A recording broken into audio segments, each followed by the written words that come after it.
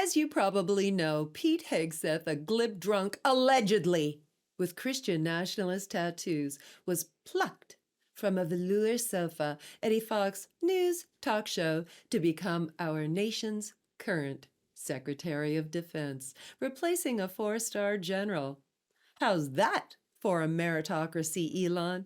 Given such sterling bona fides, you may be shocked to learn that Mr. Hegseth is perhaps less than competent at his new job.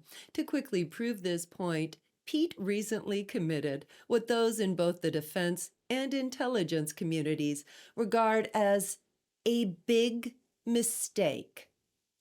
He claimed it wasn't a big mistake, and in fairness to him, it wasn't technically a big mistake. It was a big crime. Hegseth had an off-the-books text chat with some of the most important people in our government to discuss plans for a surprise military attack on Yemen.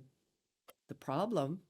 Well, one of them, it was done on Signal, an app popular with the less scrupulous because it deletes messages, allowing the message sender to skirt both federal record-keeping laws and discovery in lawsuits.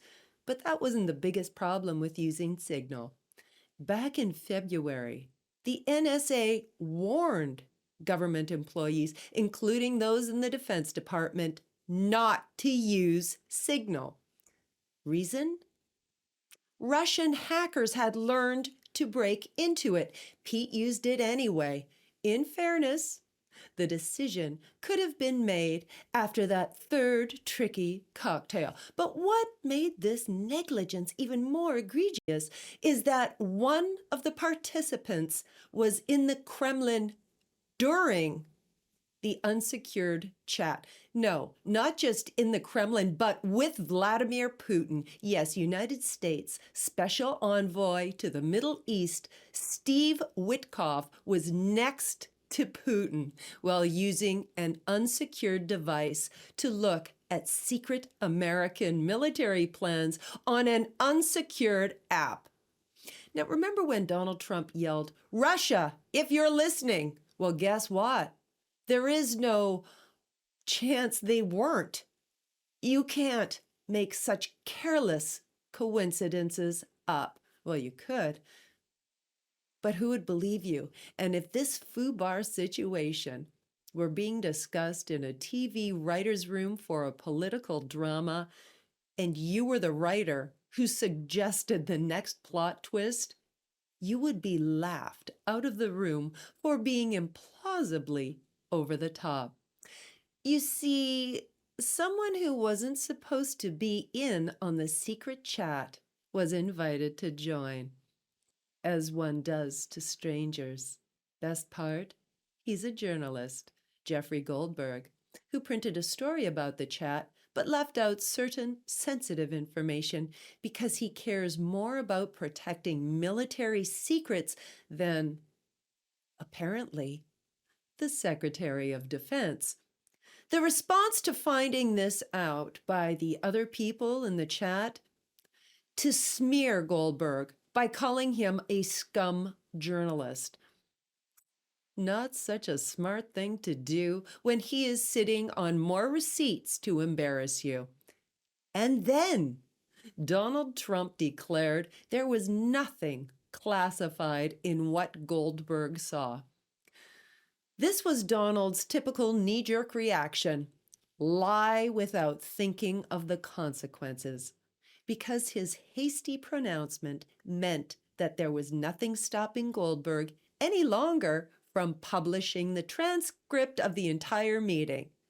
And that was a problem, because the transcript made clear that United States Director of National Intelligence, Tulsi Gabbard, had lied under oath to Congress the previous day about what had transpired and what type of information had been disseminated.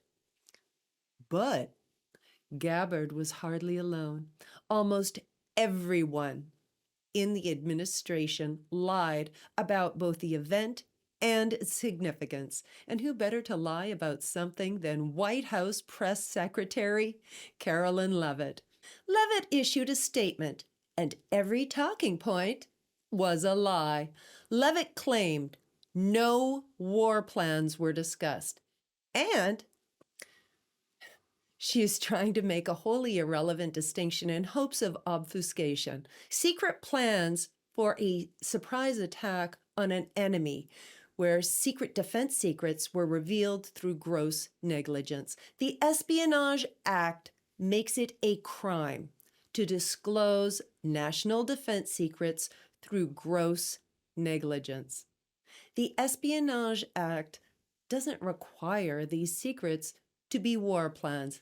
Nevertheless, plans for a military attack on an enemy would seem to qualify. Next, Leavitt claimed no classified material was sent to the thread. Really?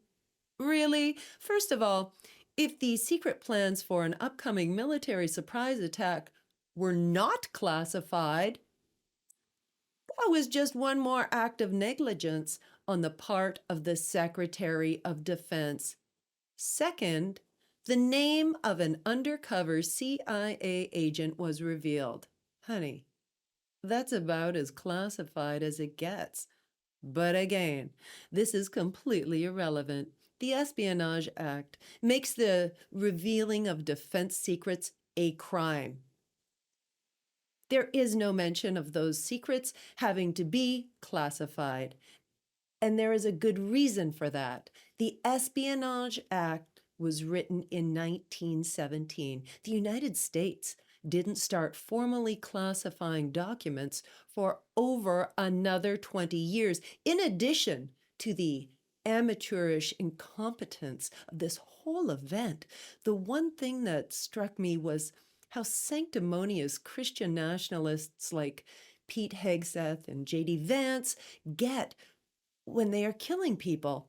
Hegseth extolled Godspeed, warriors, and J.D. Vance said he was praying for victory with a cute little praying hands emoji.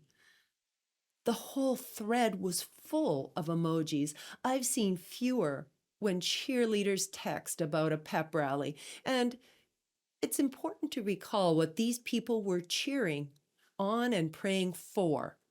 They bragged about flattening an entire building that a target's girlfriend was in. Not the target, but their girlfriend. Not the apartment, but the whole building. Now, I hate to be a scold, but the last time I checked, intentionally targeting civilians is a war crime. So these careless knuckleheads committed an espionage crime while they committed a war crime. Now that's what you call multitasking. Glory.